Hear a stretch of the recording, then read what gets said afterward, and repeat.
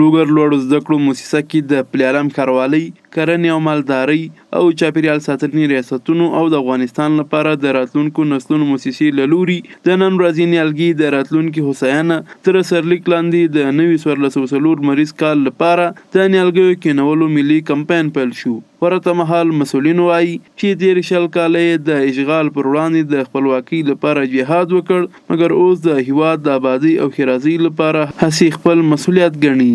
ونه کوم ځای کې کېښودل شي، هلته وطن آباد شي، هغه ثنا وایي، هغه وطن ډېر ښایسته ښکاري. که موږ او تاسو متوجه سو، یوه ونه د شاوخوا 100 انسانانو دپاره پاک اکسیجن تولیدوي.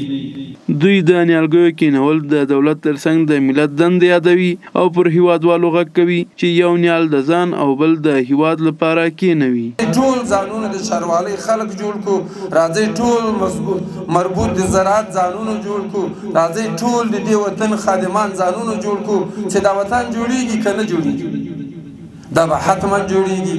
حتی ونیولی سو چې د غذایي مسؤلیت لپاره په جامعه او په ټولنه کې خپل مهم رول لري.